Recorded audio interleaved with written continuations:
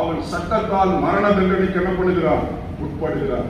சங்கீதம் 9:18 யாராவது வாசிங்கள். சங்கீதம் 9:18 சீக்கிரம் வாசிங்கள். சங்கீதம் 9:18. எளியவன் என்றைக்கும்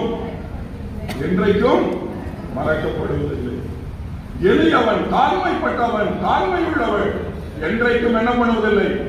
மறக்கப்படுவது. இதுதான் தேவனுடைய கிருபை. அருமையானவர்களே, வேதாகமத்தில் அந்த 2:24 வருஷத்தில் இப்படியாக சொல்லப்பட்டிருக்கிறது. அடிமைத்தனத்தில் இட்ட கூக்குரல் தேவ சந்நிதியிலே போய் என்ன பண்ணப்பட்டது? சேர்ந்தது என்று சொல்லப்பட்டிருக்கிறது. தேவன் பார்வோனின் ராஜரீகத்தை பார்க்கவில்லை, அவர் அடிமைகளின் அழுகுரலை பார்த்தார் என்று சொல்லப்பட்டிருக்கிறது. அருமையானவர்களே, இங்கு சொல்லப்பட்டிருக்கிற காரியம், முக்கியமான காரியம் என்னவென்றால், அந்த அழுகுரலுக்கு பதிலாகத்தான் கோரை பெட்டியில் இருந்த மோசேயை ஒரு தலைவனாக தெரிந்து கொண்டு அவர் தமது பழைய அந்த உடன்படிக்கையின் அந்த வாக்குத்தத்தை நினைவு கூர்ந்து இஸ்ரவேல் மக்களுக்கு ஒரு இரட்சகரை என்ன பண்ணினார்? ஏற்படுத்தினார்.